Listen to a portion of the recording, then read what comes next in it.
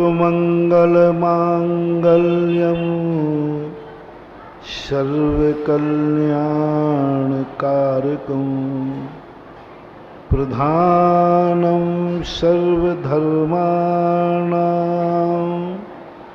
जैनं जयतु शासनं जैनं जयतु शासनं जैनं जयतु शासनं। पंच परमेष्टि भगवान की, आचार्य श्री गुरुवर कुंद कुंद महाराज की, आचार्य श्री गुरुवर विद्यासागर महाराज की।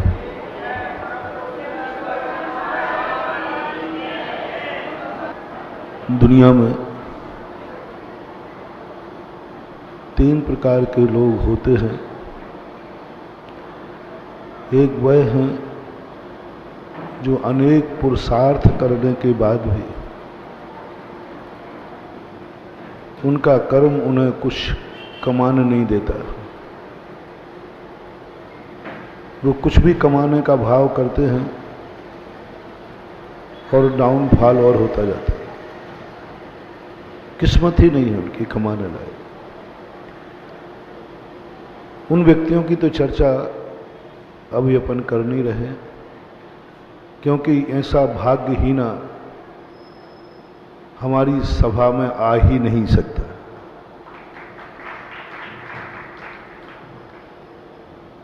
जिस व्यक्ति की किस्मत में कुछ भी कमाने का नहीं, पुण्यहीन कभी मंदिर नहीं आ सकता,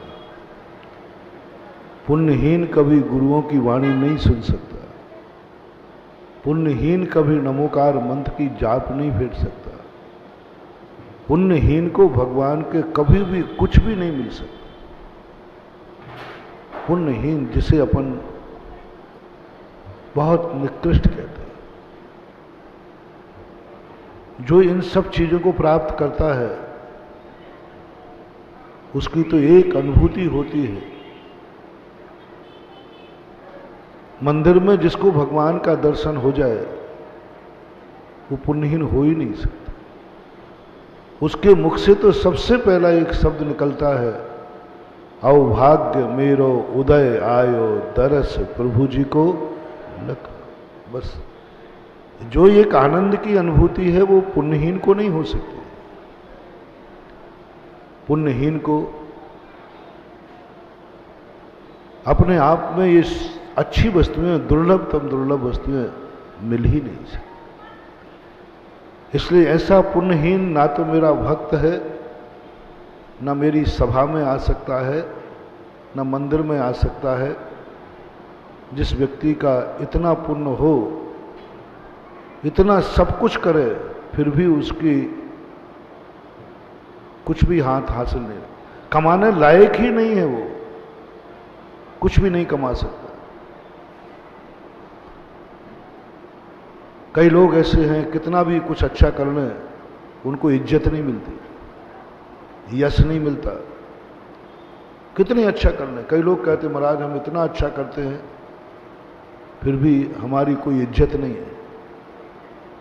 यहाँ तक छोड़ो, पड़ोसी को छोड़ो, मेरे घर में भी इज्जत नहीं। बहुत सारे लोग बहुत अच्छा खाते हैं लेकिन उनको अच्छा पचता नहीं। बहुत अच्छा अच्छा खाते लेकिन फिर भी उनका शरीर रस नहीं बनाता। इतने पुण्यहीन होते हैं, बहुत अच्छा अच्छा खिलाओ लेकिन उनके शरीर में शक्ति नहीं आती। बहुत सारे लोग होते हैं जिनका अपन साथ देना चाहें लेकिन उनको साथ नसीब नहीं होता।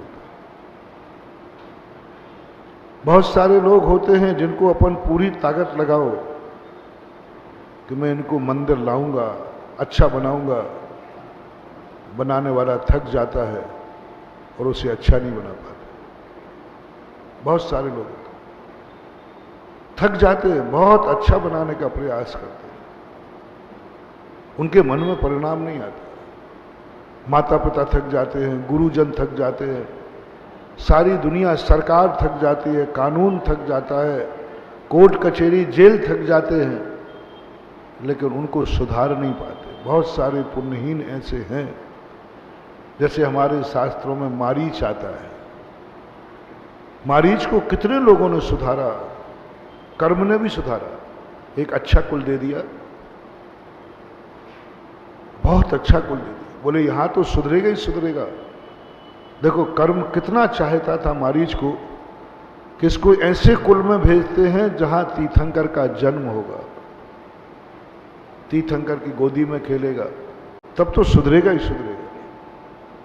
पिताजी चक्रवर्ती तद्भव मोक्षगामी, 99 चाचा तद्भव मोक्षगामी, दोनों बुआएं ब्राह्मी सुंदरी, जन्मजात वैरागणी, सबने सुधारने का प्रयास किया, लेकिन उस भाग्यहीना को कोई सुधार नहीं पाया, इतना पुण्यहीन था। कमल जैसा जीव भाई के पारसनाथ का भाई बना, लेकिन नहीं सुधर पाया। आप लोगों ने आपके घरों में महसूस किया होगा, कौन है पुण्यहीन? बेटा माँ बाप को नहीं सुधार पाया, ये कोई बड़ी बात नहीं है, क्योंकि वो छोटा है, वो बड़े है। लेकिन माँ बाप बेटे को नहीं सुधार पाए,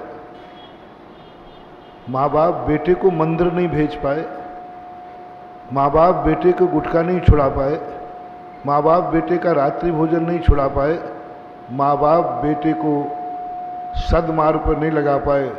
समझ लेना ये बेटा भाग्यहीन है, पुण्यहीन है। माँ बाप कौन नहीं सुधार पा रहा?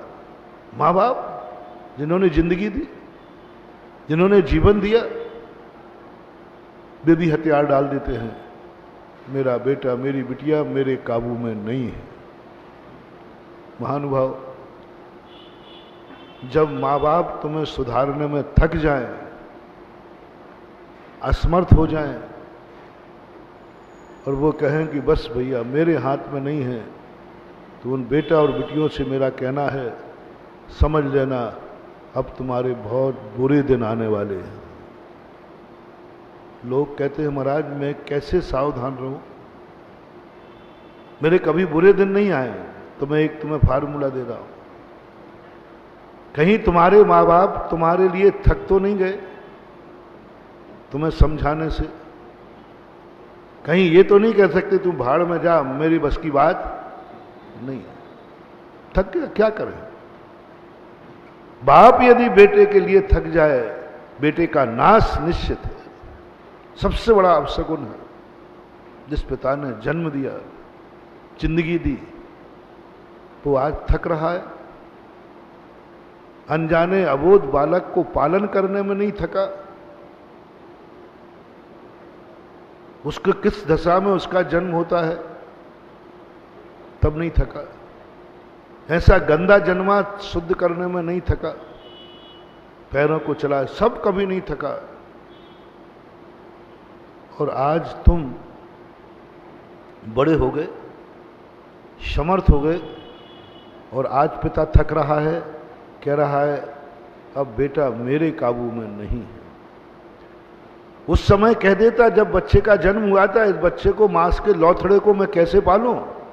ना तो ये बैठता है, ना बोलता है, ना सुनता है, ना कुछ करता है, इसको मैं कैसे पालूं? मेरे बस की बात नहीं है। जब तुम पूर्ण असमर्थ थे, तब माँ बाप ने कभी भाव नहीं किया कि मैं इस बेटे का पालन, और आज तुम समर्थ हो गए, जवान हो गए, और माता पिता असमर्थ थक गए। वो कहते महाराज मेरे हाथ में नहीं है। मैं कहता हूं मर जाएगा। बोले महाराज मरे तो मर जाए, मैं क्या करूं? जब माँ बाप से ये शब्द सुनता हूं मैं तुरंत, क्योंकि मैंने तो शास्त्रों को पढ़ लिया, सगुन शास्त्र भी पढ़ा है, ज्योतिष शास्त्र भी पढ़ा है, सब पढ़ लिया। मैं कांप जाता हूं कि मैंने कि मरा अब गया काम से, अब इसकी जिंदगी ऐसी गिरेगी, ऐसी गिरेगी कि कोई आंसू पहुंचने वाला नहीं बनेगा। थक गए माँ बाप। मारीच को सबसे बड़ा अभिशाप क्या था? चक्रवर्ती थक गया, तीर्थंकर थक गए, ऋषभदेव थक गए, उनका मेरे बस की बात नहीं है। बस उसी दिन से उसका डाउनफॉल हुआ और मर करके 8 करोड़ बार गधा बना। सावधान, एक माता पिता का अभिशाप, एक माता पिता की जिंदगी का सगुन। महानुभाव, मेरा आपसे बहुत अच्छी तरह निवेदन है, तुम अपनी जिंदगी ऐसी मत बनाना कि माँ बाप थक जाए। माँ बाप को आनंद आना चाहिए तुम्हारी हर क्रिया से। बेटा जब चलता है माँ बाप आनंद मनाते, हर क्रिया से तुम्हारे माँ बाप को आनंद आना चाहिए। जैसे ही तुम्हारी क्रियाओं से माँ बाप दुखी होने लग जाएं, सारे ज्योतिष फेल हो जाएंगे, दुनिया फेल हो जाएगी। लेकिन तुम डायरी में नोट करना, अब मेरे बुरे दिन आने वाले हैं। कोई पूछे क्यों, बोले मेरे माँ बाप मेरी क्रियाओं से थक गए। अब उनने कुछ भी बोलना बंद कर दिया। हम कुछ भी करें अब वो नहीं बोलते। बहुत लोग सोचते महाराज मैंने अपने घर में ऐसा टेलर बनाया है कि मैं कुछ भी करूं कोई जवान नहीं निकाल सकता, कोई नहीं बोल सकता मेरे से। मैं मन का राजा हूं, जो मैं करूंगा वो होगा। मेरे घर में कोई भी माँ बाप भी, मैंने उनको भी ऐसा टेलर जमाया कि मम्मी पापा भी कुछ नहीं कर सकते। मैं मन का राजा हूं, जो करना चाहूं। जिस दिन तुम्हारे मन में ऐसा भाव आ जाए, आज गुरु का मंत्र अपनी जिंदगी में ले लेना, तुम्हारे मिटने के दिन आ चुके हैं। क्योंकि माँ बाप ने तुमसे बोलना बंद कर दिया। तुम कुछ भी कर रहे हो वो टोक ही नहीं रहे, कुछ भी कर रहे हो वो बोल ही नहीं रहे, कुछ नहीं बोलते। ये सबसे बड़े विनाश का लक्षण। सबसे बड़ी जिंदगी में, अपनी जिंदगी में कभी ऐसा लक्षण मत करना, ऐसी क्रियाएं मत करना कि तुम्हारा गार्जियन तुमसे थक जाए। उसको जोश आना चाहिए, उत्साह आना चाहिए, उसके मन में ऐसा आना चाहिए कि मेरा बेटा है, मैं जो कह दूंगा वही होगा, मैं जो कह दूंगा वही होगा। अमेरिका में भी रहता है, माँ ये बता सकती है मेरा इस समय बेटा थाली में क्या खा रहा होगा। अमेरिका में रहना, बिना टेलीविजन के, बिना मोबाइल के, बिना किसी के, माँ कह देगी मेरा बेटा आज थाली में ये खा रहा होगा। बोले तुमने कैसे जाना? मेरा बेटा है,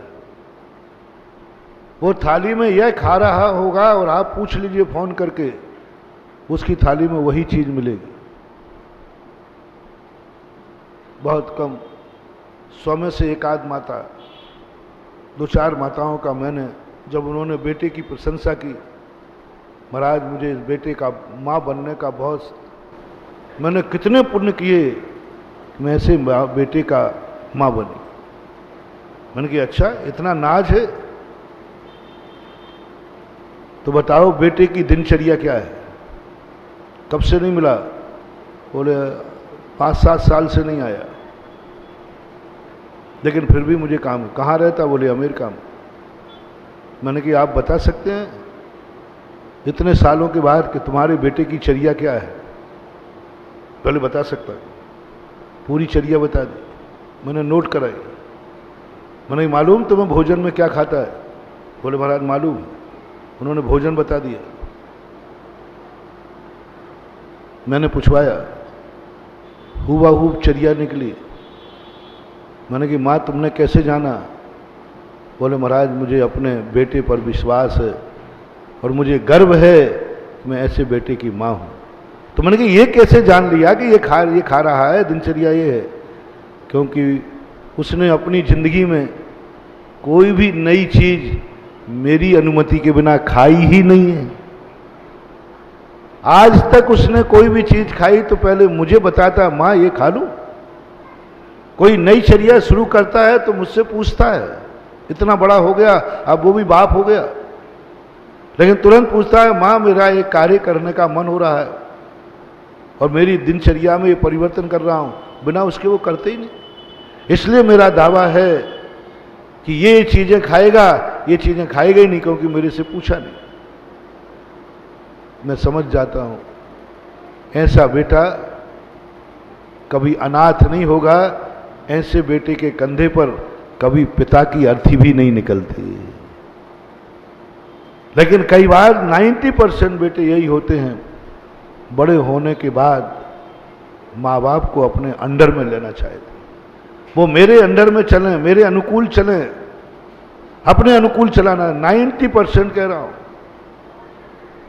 90% बेटों का भाव होता है माँ बाप मेरी कठपुतली बनकर नाचे, मेरे अनुसार नाचे, मैं जो कहूं उसमें हाँ मिलाएं, मैं जैसा खाऊं उसमें हाँ मिलाएं, बस मेरे खिलाफ नहीं चलें।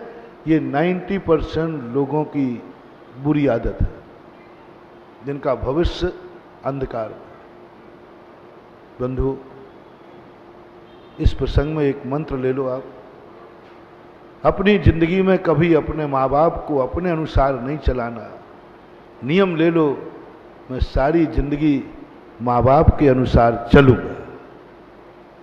यदि वो प्राण भी ले ले मैं तो मर जाना, वे तुम्हें वनवास भी दे दे तो चले जाना। दिया है रामचंद्र जी को वनवास, माने कोई फर्क नहीं पड़ता, कोई चिंता नहीं करना। ना जाने कितने पापी दुश्मन के कारण वनवास जाते हैं, ना जाने कितने पुण्यात्मा मां की आज्ञा से वनवास जाते हैं। पांडवों को वनवास भेजा किसने? दुश्मन ने, दुर्योधन ने, पापी ने, जुआ ने। पाप ने, देखो दोनों को वनवास हुआ, 12 वर्ष दोनों वनवास में रहे, पांडव भी रहे और रामचंद्र जी भी रहे। पांडवों को पापी ने भेजा, पाप ने भेजा, चारों तरफ निंदा, कहीं भी प्रशंसा नहीं है। रामचंद्र जी को धर्म ने भेजा, धर्मात्मा ने भेजा, मां ने भेजा और धर्म ने भेजा, पिताजी ने भेजा। महानुभाव, पिता और मां के द्वारा यदि वनवास मिलता है, समझ लेना तुम्हारा स्थान रामचंद्र जी का हो गया। पिता और मां के द्वारा यदि तुम्हारा सब कुछ छीन लिया जाता है तो समझ लेना दुनिया में कोई रामचंद्र जी नहीं है, मैं खुद रामचंद्र जी हूं, क्योंकि मेरा सब कुछ मां पिता ने छीना। मुझे वनवास पिता ने दिया, मां ने दिया, बस मां के हाथ का वनवास ले लो। और कर्म और दुष्ट व्यक्ति, पापी व्यक्ति तुम्हें वनवास देगा, कंगाल बनाएगा तो निंदा होगी। पापी के हाथ से वनवास मत जाओ, धर्म के हाथ से। कितने पुरुष होते हैं जो कर्मों की मार में, बुरी आदतों में गरीब हो जाते हैं। कई अमीर लोग जुआ खेलते खेलते बर्बाद हो जाते हैं, मकान बेच देते, जायदाद बेच देते, कोई शराब के कारण, कोई स्मैक के कारण, कोई खोटे आदतों के कारण से। भारत में ऐसी कितनी की संख्या है जो पाप कर्म से और पाप के कारण से अमीर से गरीब हुए।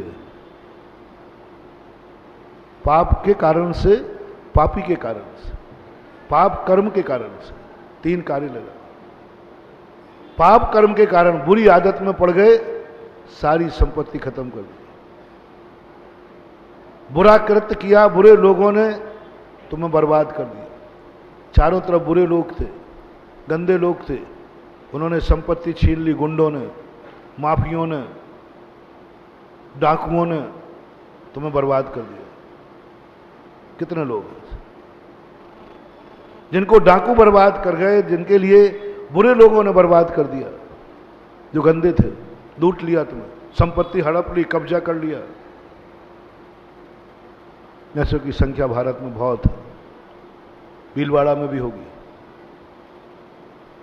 जिन्हें बुरी आदत ने, शराब की, जुआ की, गंदी कोई भी आदत थी, उस कारण बर्बाद हो गए, सब मिट गया। ऐसे लोग जैनियों में कम हैं, लेकिन हैं। जैनियों में ऐसे लोग कम हैं, लेकिन हैं, जो बुरी आदतों के कारण बर्बाद हो जाते हैं। एक गंदी आदत हो जाती है, सब कुछ पाकर सब कुछ खो देते, मिटा देते। इनकी संख्या जैनियों में कम है, क्योंकि जैनियों में आज भी बुरी आदतें कम हैं, बहुत कम, बहुत कम। और हैं तो वे कम से कम माँ बाप और गुरु के कहने पर छोड़ देते हैं, और जो नहीं छोड़ पाते हैं उनकी बहुत बुरी दशा होती है। कल मैंने कहा था ना कि आपके लिए आपका माँ बाप थक गया गुटखा छुड़ाते छुड़ाते, मरोगे, अब अशुभ दिन आ गए।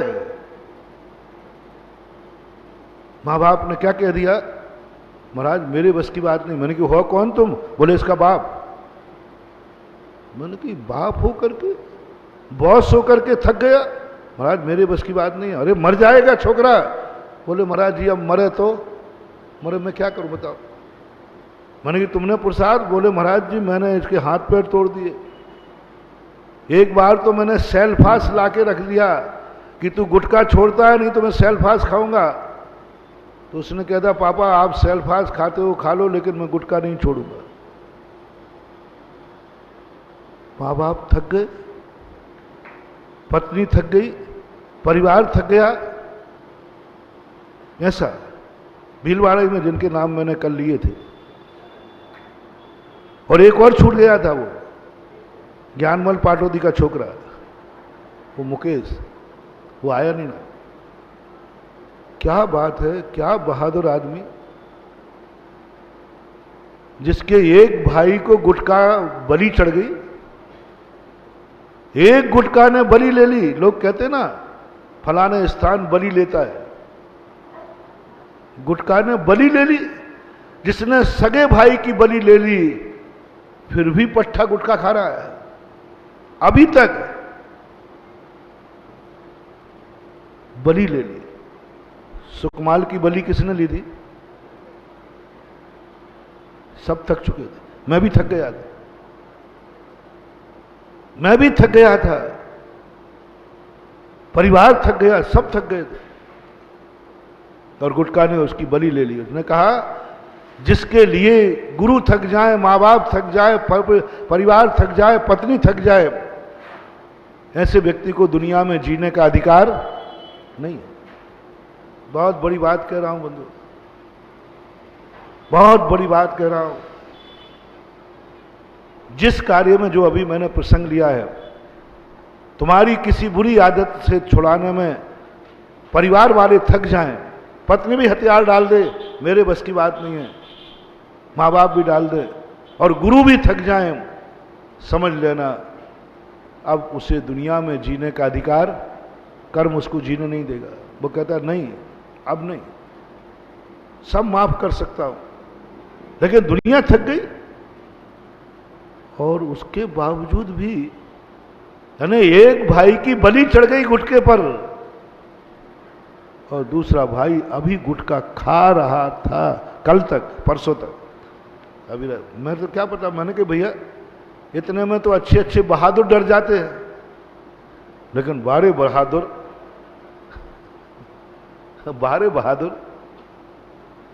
अभी भी मैं काम जाता हूं, क्योंकि और भीलवाड़ा का कोई भी व्यक्ति किसी बुरी आदत से मरता है तो तुम्हें दुख होवे या नहीं होवे, मुझे दुख होता है, क्योंकि भीलवाड़ा को मैंने राजा बेटा कहा है। मैंने क्या कहा? और तुमने भी गुरु कृपा नगर माना। सवाल तुम्हारी बदनामी का नहीं है, दुनिया मरे सो मरे, लेकिन डॉक्टर की टेबल पे कोई मरता है तो कौन बदनाम होता है? डॉक्टर। तो डॉक्टर मरने के पहले ही रेफर्ड कर देता अपनी टेबल। इसी प्रकार दुनिया मरे तो मरे, लेकिन भीलवाड़ा का भक्त नहीं मरना चाहिए, क्योंकि दुनिया में तुमने प्रसिद्ध कर दिया गुरु कृपा नगरी। या तो ये टाइटल हटा दो, फिर खाओ जम के 2-2 किलो, जाओ दुनिया में जाए, दुनिया खा रही, अपन क्या लेना ना, भाड़ में जाए अपन को, हम कहां कहां देखेंगे। लेकिन जिस नगरी का, किस नगरी का छोकरा मरा? बोले गुरु कृपा नगरी का। कौन था? बोले गुरु का भक्त। वे गुरु कौन थे? नाम और बता दो, जल्दी बता दो, बता दो, बता दो, बता दो। कौन थे? ये शब्द जब मैं सुनूंगा तो पता नहीं मुझे आकाश और पाताल दोनों कहां चले जाएंगे। क्या होगा जब कि कोई सुनेगा कि गुरु सुधा सागर का भक्त गुटके से मर गया, और लोग, दुनिया जानती है, दुनिया को मालूम है मेरी रेपुटेशन, मेरी सीआर। एक बार जो महाराज की संगति में चला गया उसके अंदर बुरी आदत नहीं। एक महाराज ने मेरे से कहा, एक शिविर लगता है ना अपना 10 लाख क्षण पर, तो वो आहार देने के लिए गया एक महाराज को। तो उन महाराज ने पूछ लिया, क्यों गुटखा तो नहीं खाता, सारा वो नशा तो नहीं करता, रात में तो नहीं खाता? तो उसने ये नहीं कहा कि नहीं खाता। बोले महाराज आपको मालूम होना चाहिए मैं सुधा सागर के शिविर का शिविरार्थी हूं। और वो महाराज कहते हैं कि वो तो ऐसी दादागिरी दिख रहा है जैसे सुधा सागर का शिविरार्थी ऐसा हो पेटेंट कंपनी का। बोले महाराज आपको मालूम होना चाहिए मैं शिविरार्थी हूं महाराज का, और जो एक बार महाराज का शिविरार्थी रह जाता है उस शिविरार्थी से ये सब पूछने की जरूरत नहीं। और आपको मालूम है कि मैं शिविरार्थी रहा हूं महाराज का। मुझे इतना सगुन मिला, इतना सगुन मिला कि मैं 10 लाख क्षण पर्व में आप लोगों के साथ मेहनत करते करते थक जाता हूं।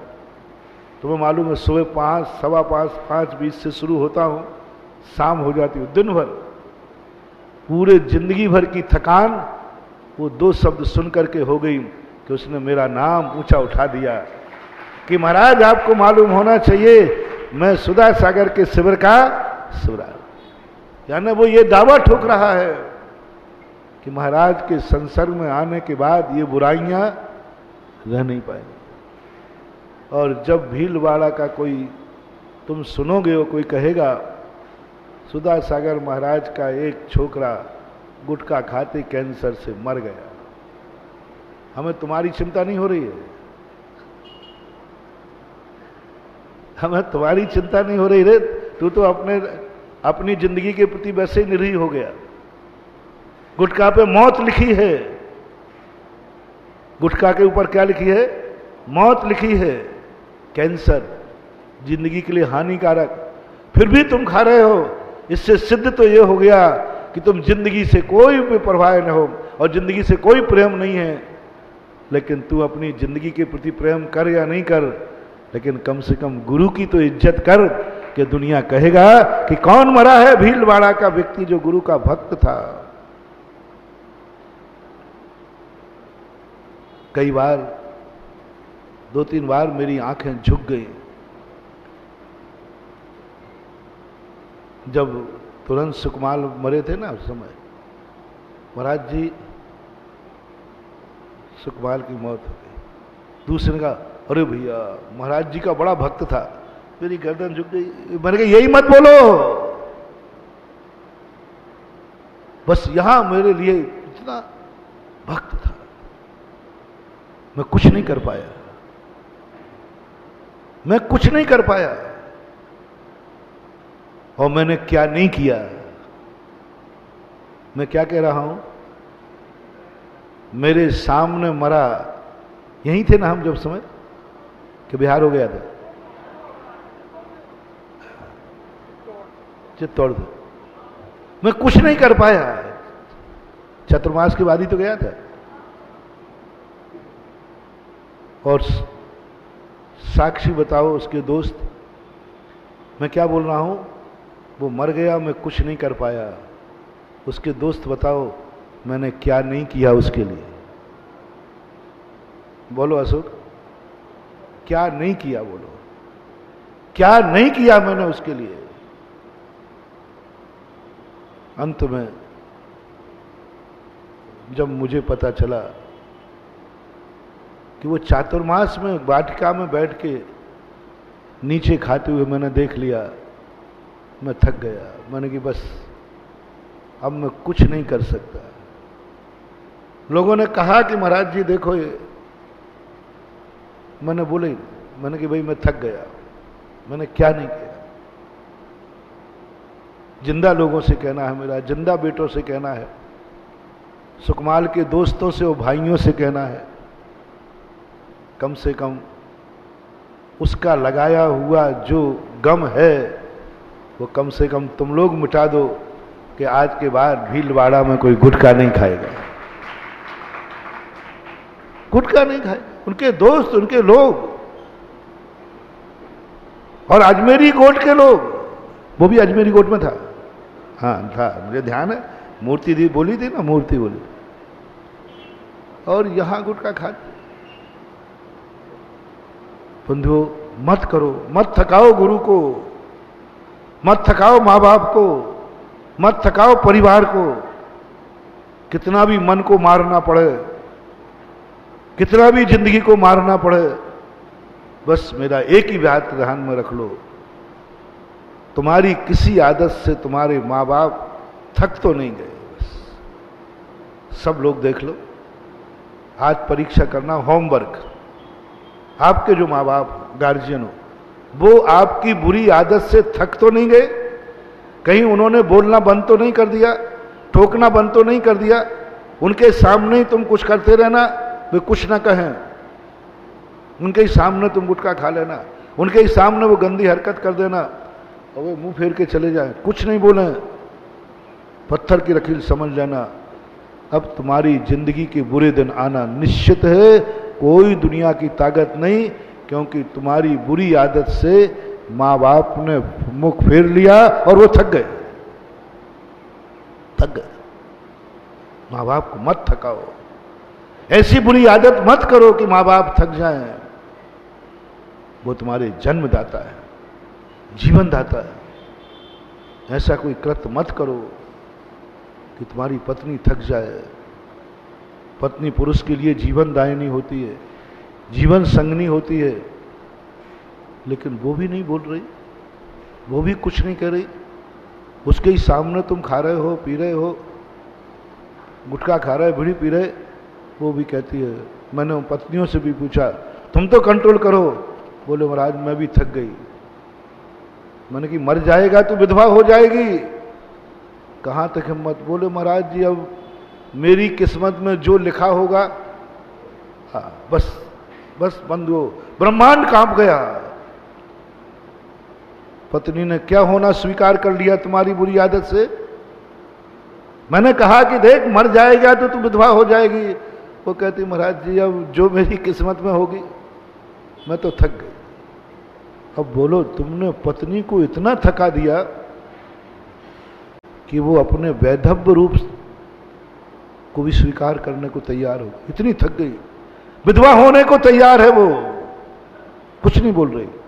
उससे कह रहा हूं कि मर जाएगा तो विधवा हो जाएगी, बोले हो जाऊंगी महाराज, अब मैं क्या करूं, सब हथकंडे अपना लिए। धर्म पत्नी, जीवन संगनी, आह महानुभाव। पत्नी तो वो है जो पुरुष को पाकर अपनी जिंदगी को सौभाग्यवती मानती है, आनंद मानती है, मेरा पति जिंदा है।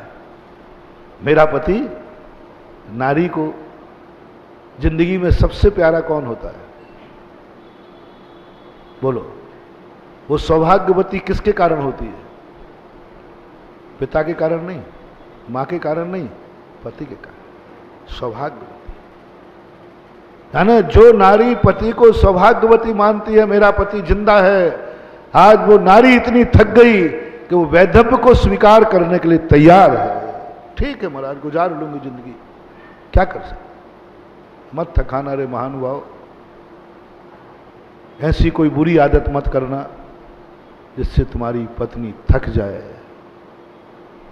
वो टोकना बंद कर दे, वो बोलना बंद कर दे। तुम्हें जो करना है करो, मैंने आज से बोलना ही बंद कर दिया, कुछ नहीं करना। कई लोग कहते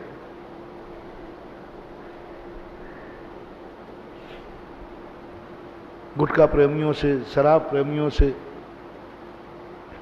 जुआड़ियों से कई बार मैं पूछता हूं, क्यों रे तुझे अपनी पत्नी का डर नहीं लगता? तो कह महाराज जी मैंने ऐसा टेलर लगा कि वो जवान खोल के तो दिखाए, उसकी मजाल है वो मेरे सामने जवान खोल ले। महाराज मैं पुरुष हूं, मजाल है कि मैं जुआ खेलने जाऊंगा तो जाऊंगा, गुटखा खाऊंगा तो खाऊंगा, सिगरेट पीऊंगा तो पीऊंगा, शराब पीऊंगा, मजाल है कि वो बोल ले। मैं आंख बंद कर लेता हूं, मैंने कि बस अब इसके मिटने के दिन आ गए, क्योंकि बुरी आदत पर पत्नी को बोलने का अधिकार खत्म कर दिया। ऐसी पत्नियों से तुम कभी बात करना, देखो वो जुआ खेलने गया बर्बाद हो जाएगा, तो वो कहेगी हो जाओ अब क्या करो। ऐसे गुटखा खाने वालों शराब पीने वालों से तू विधवा हो जाएगी, तो यही जवाब देंगे महाराज अब हो जाएगी तो समझ लेना तुम्हारे बुरे दिन आ गए। पत्नी को टोकने का वो थक नहीं जाए। दुर्भाग्य तो जब होता है जब बाप की बुरी आदत से बेटा थक जाता है। बेटा बाप की जमानत नहीं लेता, बेटा थक गया। कौन थक रहा है? बेटा। बेटा कह रहा है कि नहीं पापा नहीं छोड़ सकते, नहीं छोड़। मैंने अभी आजाद नगर में तुम्हारी बड़ी गोट के एक लड़के की उसने त्याग किया, क्योंकि वो 3 बार मेरे से झूठ बोल चुका और 3 बार छोड़ करके खा गया। तो अब भी उसने कहा कि मैं छोड़ता हूं, तो मैंने कहा भाई जमानत लाओ। तो जमानत के लिए उसने सोचा पत्नी और बेटे को लाया। वो डांट फटकार के लगा तुम महाराज से कह देना। अंत में बेटे ने हिम्मत की, पापा मैं महाराज से झूठ नहीं बोलूंगा, मैं आपकी जमानत नहीं ले सकता। पत्नी ने 2 आंसू बहा दिए, बोले महाराज मैं जमानत नहीं ले सकती, गुरु के सामने तो नहीं ले सकती। मेरे रोंगटे खड़े हो गए, रोंगटे खड़े हो गए। बेटा ने जमानत नहीं ली। बताओ बाप बेटे की जमानत लेवे तो बात बनती है, बेटा बाप की जमानत नहीं ले रहा है। मैं कहता महाराज जी नहीं, मैं गुरु के सामने अपनी जमानत जब्त नहीं कराऊंगा। अरे बाप मर जाएगा ये। वो कहते महाराज जी अब जो होगा सो होगा, लेकिन गुरु के सामने मेरी जमानत जब्त नहीं होना चाहिए, मैं तो नहीं लूंगा। मैंने कहा बेटा तू कह दे तो इससे पैर छुआ लूंगा। आजकल मैंने शराब गुटखा तंबाकू खाना पैर छुआना बंद कर दिए, क्योंकि इनके सदा सूतक रहता है। शराब पीने वाला, गुटखा खाने वाला, सिगरेट पीने वाला, मांसाहार करने वाला, जुआ खेलने वाले, इनके सदा सूतक होता है। सदा सूतक 24 घंटे सूतक रहता है। और सूतक में महाराज को छुआ जाता क्या? बोलो ना। मैंने कहा भैया मैं तो नहीं छुआ, सूतक है। उसने कहा नहीं, सूतक लगे तो लगे, पापा को जो हो सो हो, महाराज कमरे से निकाल दे, मैं जमानत नहीं लूंगा। ऐसे बच्चों को देखकर, ऐसे बापों को देखकर मैं घबरा जाता हूं। बेटा जमानत नहीं ले रहा है, पूरे परिवार को बुला लिया, परिवार वाले भी जमानत नहीं ले रहे। बाप को बुलाया मैंने, मां को सब थके हुए, पूरा परिवार थका हुआ था, मैं तो थका ही था। अब मैं तो घबरा जाता हूं ऐसे, क्योंकि मैं तो भविष्य जानता हूं किसका भविष्य क्या होगा। महानुभाव, सारी दुनिया से मैं आज एक संदेशा भेज रहा हूं, तुम्हारी बुरी आदतों से तुम्हारे हितैषी न थक जाए। तुम्हारे हितैषी जो तुम्हें सब कुछ मानते हो, भीलवाड़ा वालों, ऐसी कोई बुरा कार्य मत करना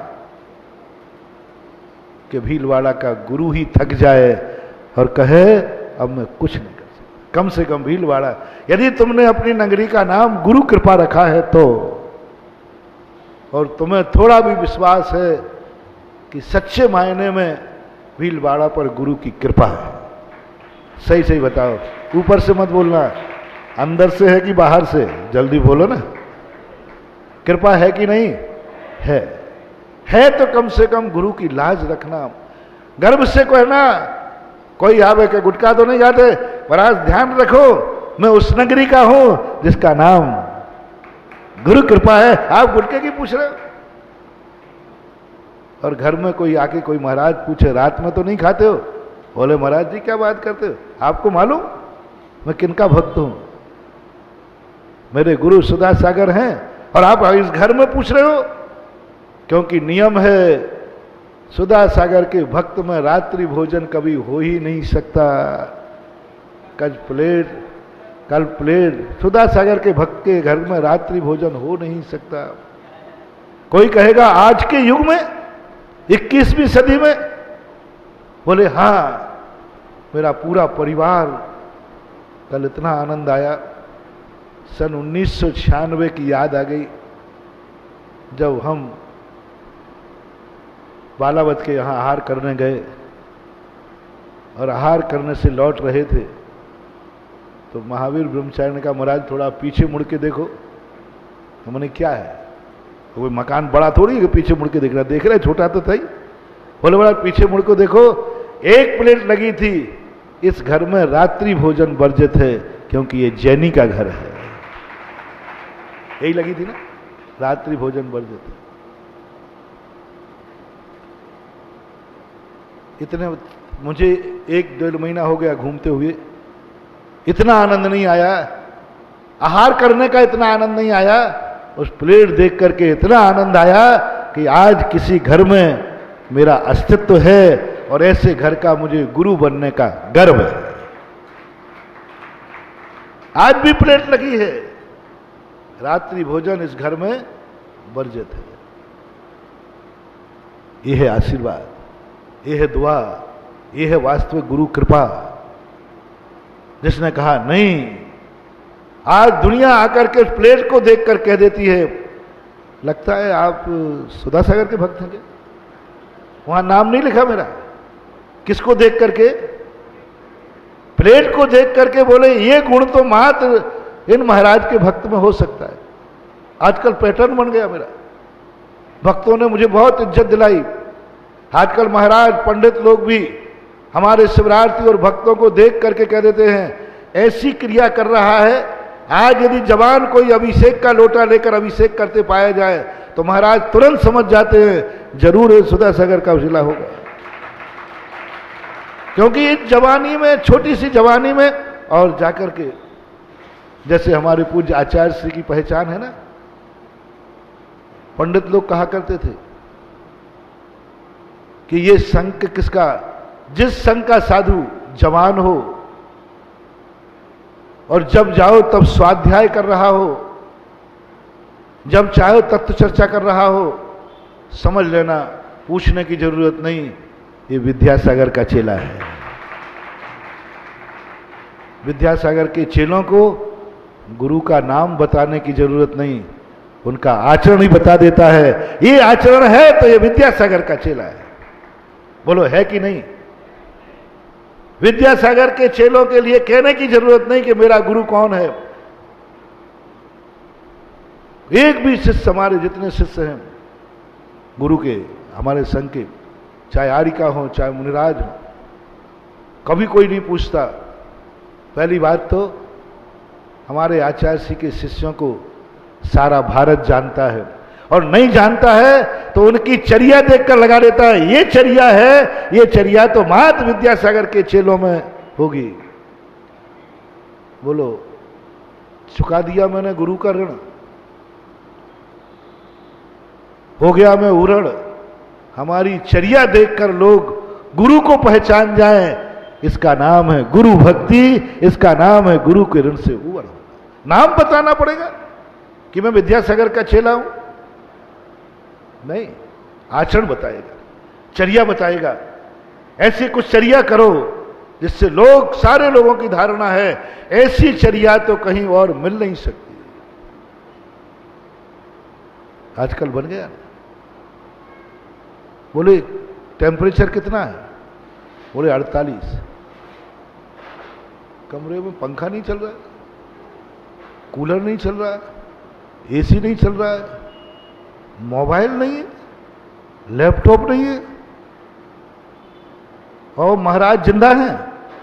बोले हाँ। वो नियम से विद्यासागर के चेले होंगे।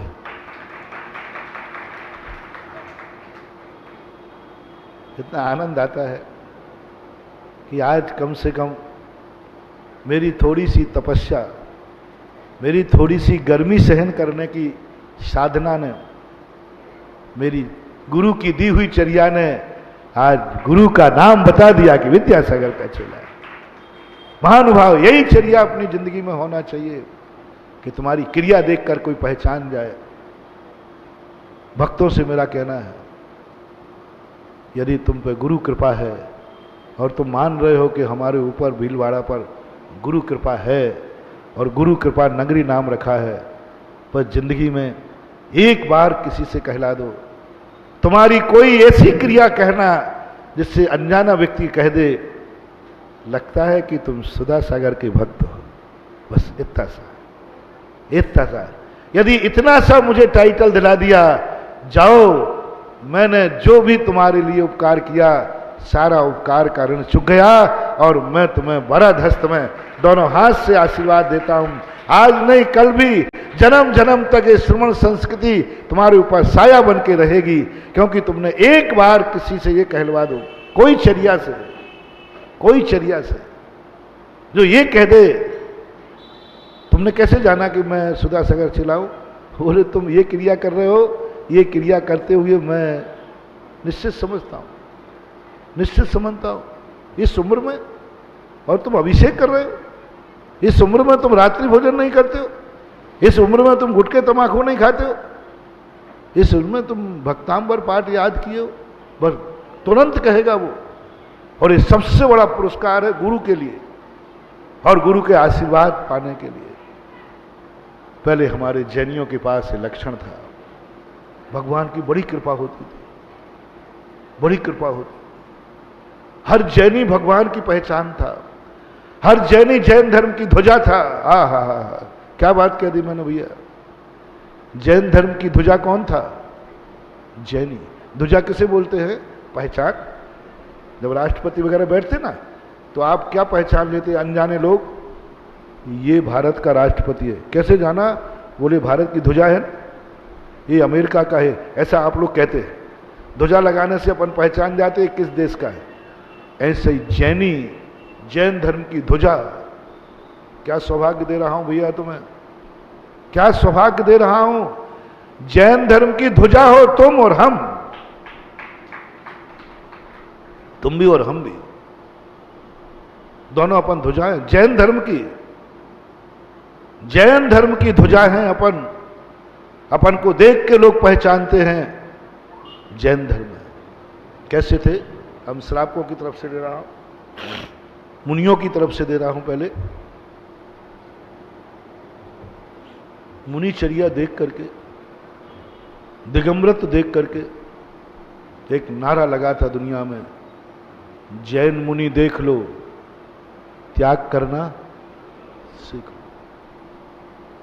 क्योंकि ऐसा त्याग और कहीं देखने को नहीं। अजैन लोग कहते हैं, सारी दुनिया कहती है कि आज जैन मुनि के पास, और जैन मुनि को कुछ बताने की जरूरत नहीं है, उसकी चर्या देखकर हर व्यक्ति कह देता है ये जैन मुनि है। अब किस ढंग से ध्वजा कलंकित हो रही है, जिस ढंग से ध्वजा का अपमान हो रहा है, आज जैन मुनियों की क्या स्थिति हो गई। आज जैन मुनि किस कहां तक नीचे उतर गए। जो जैन धर्म की ध्वजा थे, आज जैन मुनि का शिथिलाचार, जैन मुनि का अय्यासीपना, जैन मुनि का ऐसो आराम, उन लोगों की धारणा को कुठाराघात होता है। हमने तो समझा था जैन धर्म के मुनि ऐसे होते हैं, और ये तो एसी में बैठे, कूलर में बैठे, सब दुनिया भर का ले रहे हैं। ध्वजा मैली हो गई, ध्वजा समाप्त नहीं हुई, ध्वजा मैली हो गई, ध्वजा गंदी हो गई, ध्वजा फट गई। अभी ध्वजा है, अभी ध्वजा है। लेकिन मैली हो, बहुत तरफ से मैली हो। और आप लोगों की तरफ से तो ध्वजा गायब ही हो गई।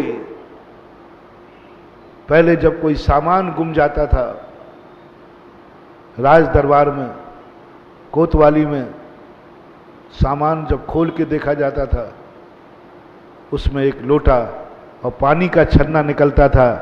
लोग कहते हैं सामान दिगंबर जैनी का है क्योंकि इसमें पानी का छन्ना निकला है। अब कोई बताने वाला नहीं था, लेकिन उस पानी के छन्ने ने क्या कर दिया? जैनी 2 रूमाल रखता है, एक मुंह पोंछने का और एक पानी को छानने का। पानी छानते हुए देखकर पंडित कैलाश चंद जी साहब हुए हैं बनारस के। उन्होंने एक बार ऐसा किया, एक स्टेशन पर जा रहे थे 10 लाख क्षण पर्व में, तो स्टेशन पर उतर करके पानी भर रहे थे, तो सब लोग यूं पानी भर रहे थे। उन्होंने तुरंत एक रुमाल निकाला, कपड़ा था छन्ना, उसको लगाकर पानी भरने लगे। तो जितने लोग वहां खड़े थे, लगता है आप जैनी हैं, लगता है आप जैनी हैं। बोले आप लोग कैसे जानते हैं मुझे? पंडित साहब ने पूछा, आप लोग कैसे जानते हैं मुझे कि मैं जैनी हूं? मैं तो यहां अनजाना पहली बार आया है। बोले जैनी के लिए पूछने की जरूरत नहीं, जैनी है, आपका पानी छानना बता रहा है कि ये पानी छानने की विधि जैनियों में है। पंडित जी साहब कहते हैं उस दिन इतना आनंद आया, पानी छानने में इतना आनंद आया। आज मेरा एक छन्ना लगाने में ये अनजाने लोग जैन धर्म को जान गए, और लोग कहने लगे जैन नहीं हो तुम, क्योंकि जैन धर्म में ये पानी छानना लिखा है। क्या आपके किसी पानी पीते समय, महानुभाव, बहुत करुणा दया करके कह रहा हूं, बहुत अपेक्षा से कह रहा हूं, बहुत भावना रख के कह रहा हूं, जिंदगी में एक बार कहीं अनजाने स्थान पर छान के पानी पीते समय वो सब लोग जान पड़े ये जैनी है क्योंकि छान के पानी पी रहा है। क्या ये पहचान आज बची है? नहीं बची। कैन का पानी आ गया। गजब तो जब होता है कि ये जैन धर्म का चतुर्मास हो रहा है, जैन धर्म का भोजन हो रहा है, जैन धर्म का, उन भोजनों में भी कैनों का पानी की छन्नी नहीं होती। गलत तो नहीं बोल रहा हूं, थोड़ा हेल्प करना। कैन रखी रहती ना, अभी दिखवा लूं? क्या दिखवाना? कश्मीर से कन्याकुमारी तक भारत, एक सब जगह क्यों भीलवाड़ा में चतुर्मास में देखा, दिगंबर जैन साधु का चतुर्मास, और किसी कैन में छन्नी नहीं थी। गजब तो जब हुआ 10 लाख क्षण पर्व में भी, 10 लाख क्षण पर्व में भी कैन में छन्नी नहीं थी। अरे भली पानी का जो कुछ होता, कम से कम कैन में छन्नी मिले तो लोग देखते ही समझ लाए ये जैन धर्म का कार्यक्रम है। वहां पहचान क्या है? वहां हर कैन में छन्नी मिलेगी लगी हुई। जितने भी कैने, कैन ही बोलते ना उसको, पानी की जो बोतल होती ना, कैंपर आदि, पानी की छन्नी लगाने से एक पहचान बनेगी सबको। बारातों में तो हम क्या अपेक्षा करें? धार्मिक भोजों में नहीं है। भगवान की प्रतिष्ठा हो रही, पंचकल्याणक हो रहा है, वेदी प्रतिष्ठा हो रही है, चतुर्मास हो रहे हैं, जो धर्म के प्रतीक होते हैं, वहां भी पानी की छन्नी नहीं है। और जो भोजन बन रहा है, बोल दो चलूं देखने, चला चलूंगा मैं तो, और कोई महाराज तो जाएंगे नहीं, मेरी से उम्मीद करना थोड़ा। मैं, क्योंकि मैं तुमसे इतना अनुरागित हूं कि तुम्हारे खातिर जहां भोजन बन रहा है वहां भी चला जाऊंगा, क्योंकि गुरु कृपा नगरी है ना, इसलिए चला जाऊंगा तुम्हारे। चलूं देखूं वहां पर किस ढंग का भोजन बन रहा है। चातुर्मास में, पंच कल्याणक में, वेदी प्रतिष्ठाओं में रात्रि में भोजन बन के रखा जाता है, रात्रि में मिठाइयां बन के रखी जाती हैं, और चतुर्मास हो रहा है, चतुर्मास हो रहा है। वो मिठाइयां कब बनी? पंच कल्याणक हो रहा है, मिठाइयां कब बनी? रात में काहे का पंचकर्णा? क्या अतिशय आएगा इन मूर्तियों में? किसकी गलतियां हैं? बनाने वालों की कम है, खाने वालों की ज्यादा है। खाने वाले नियम ले ले, पहले बताओ ये कब बनाई है? महाराज जी, फिर दिन में नहीं बन सकती है इतने जल्दी, तो जरूरत क्या पड़ी थी जल्दी बनाने की? बिना मिठाई के खा जाते। लोग कहते महाराज जी फिर रात में नहीं बनाऊंगा तो फिर सुबह 10 बजे परोसा के कैसे? तो खाने वाले छूट दे दें, हम रात में बनाने की जरूरत नहीं है। हम मिठाई खाने को बहुत दुनिया पड़ी है, कम से कम धार्मिक कार्यक्रम में आए हैं, हम रात की बनी हुई मिठाई नहीं खाएंगे, रात का बना हुआ सामान नहीं खाएंगे। खाने वाले त्याग कर दें, बनना अपने आप। एक बार शिखर जी में लोगों ने कहा महाराज जी आजकल शिखर जी में बहुत दुकानें हो गई। मैंने कहा वो तो बहुत बढ़िया है, व्यापारी लोग हैं, पैसा कमा रहे 2 रुपया। यदि सारे यात्री नियम लेके जाएं कि हम जब तक नीचे उतर के नहीं आएंगे हम रास्ते में खाएंगे पिएंगे नहीं, सारी दुकानें 1 हफ्ते के अंदर नीचे आ जाएंगी। आ जाएंगी कि नहीं? अपने आप आ जाएंगे। अब तुम खाते पीते हो तो वे पारसनाथ टोंक पे जाएंगे, और ये भी होने वाला है। अब हर टोंक पर दुकान होगी, क्योंकि तुम हर टोंक पर खाने लग जाओगे तो वहां दुकान होगी। हमारी स्थितियां बहुत गजब बंधु। थक गया हूं मैं, कह देता हूं। अब तो कहने का वही बात कहां तक करूं। कम से कम धार्मिक कार्यक्रम होते हैं, उनमें रात्रि भोजन मत बनाओ, कैनों में छन्नी लगाओ। कम से कम ये तो बताए कि जैन मुनिराज यहाँ हैं, देखो हर कैन में छन्नी लगी है, पानी छन के आ रहा है। आज पहचान हम भूल गए। जैनी घर में जाता था पहले, अंग्रेज लोग तक जैनियों की पहचान करते थे। अंग्रेज लोग, जैनी को 4:30 बजे छुट्टी मिलती थी, हर जैनी के लिए। मुझे बूढ़े पुराने लोगों ने बताया, जो उस समय के नौकर थे, राजस्थान में बताया। बोले महाराज ठीक 4:30 बजे फरमान जारी था अंग्रेजों से, कोर्ट से फरमान था, जैनी के लिए रात्रि में जैनी भोजन नहीं करते, इसलिए उनको 1 घंटे पहले छुट्टी दी जाए, बाद में 1 घंटे पर ड्यूटी दी जाए। ये थी हमारी पहचान। और जैसे ही कोई व्यक्ति कहीं जाता था, वो कहता भाई रात में नहीं खाता हूं, बस तुरंत कहता लगता है आप जैनी हैं। क्या हो गई पहचान, हो गया तुम्हारा धर्म। जाओ, तुम्हें 100 जन्मों तक जैन कुल में और जैन धर्म में जन्म होगा, क्योंकि तुम्हारी रात्रि भोजन त्याग से उसने एक ही शब्द बोला, लगता है आप। बस इतना ही। हमारा धर्म तुमसे कुछ नहीं चाहता रे, खूब पवारा करेगा, खूब आशीर्वाद, कुछ नहीं चाहता। एक बार उसका सिंहासन ऊंचा उठा दो, एक बार तुम्हारी क्रिया से जैन धर्म का नाम कोई ले लेवे, वाह लगता है तुम जैनी हो। तुमने कहा नहीं, जानते नहीं, तुमने मना किया कि मैं रात में नहीं खाता हूं, इतने मात्र से सारे अजैन बोल पड़े, लगता है ये जैनी। अंग्रेज बोल दिया, ओहो अंग्रेज बोल दिया, जो इंग्लैंड के लोग हैं, वे जैनी को जानते थे, जैन गुरु को नहीं, जैन भगवान को नहीं, जैन नमोकार मंत्र को नहीं। वो इतना जानते थे जैनी है तो रात में नहीं खाएगा, भूखा रह जाएगा, इसलिए इनको छूट दी जाए। उनको करुणा आ गई, दया आ गई।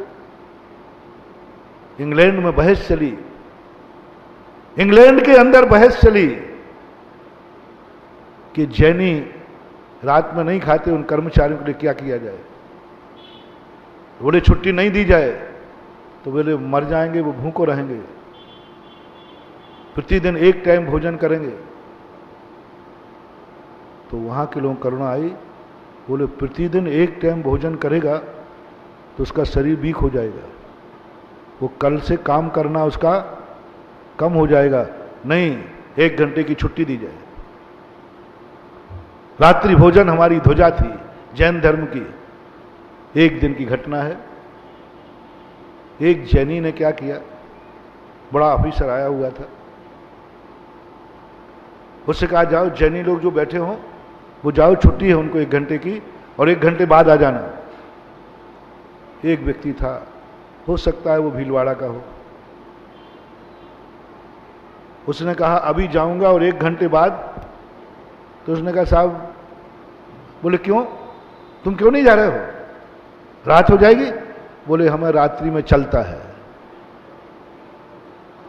क्या बोला, रात्रि में चलता है, हो तो जैनी ना। बोले हाँ, जब एक जैनी को चल सकता है तो सारे जैनी को, ये सारे जैनी बदमाश है, ये सारे जैनी बदमाश है, मक्कार हैं, जो 1 घंटे की छुट्टी लेते रात्रि भोजन के बाद। जब एक को चल सकता है तो सबको क्यों नहीं चल सकता। उस दिन फरमान जारी हो गया कि रात्रि भोजन कोई छुट्टी नहीं दी जाएगी। जो त्यागी थे वो बदमाश है, जो त्यागी थे वो क्या हो गए, बदमाश हो गए, मक्कार हैं ये। 1 घंटे की छुट्टी, फरमान खत्म हो गया।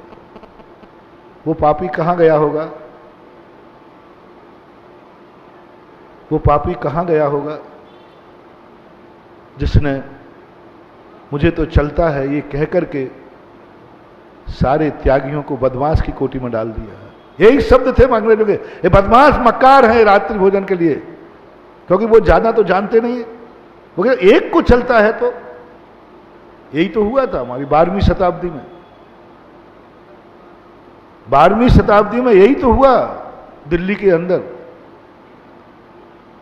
वहां पर सारे साधु लोग को आमंत्रित किया दिल्ली की गद्दी में। किसमें कितनी शक्ति है। हमारे एक मुनिराज आकाश मार्ग से वहां पहुंच गए। राजा को प्रसन्न करने का भाव था कि राजा प्रसन्न हो जाएगा तो धर्म की जय जयकार हो जाएगी। कई बार ध्यान रखना, अपनी अच्छाइयों को बुरे लोगों के सामने नहीं बताया जाता, क्योंकि अपनी अच्छाई को मिटा देंगे। तुम्हारे पास धन है और धन का प्रदर्शन यदि डाकुओं के सामने करोगे तो बचोगे कि लुटोगे, लुटोगे। हर जगह धन नहीं बताया जाता, हर व्यक्ति के सामने सोना नहीं पहना जाता, कुछ अपनी शक्तियां छुपा के रखी जाती हैं।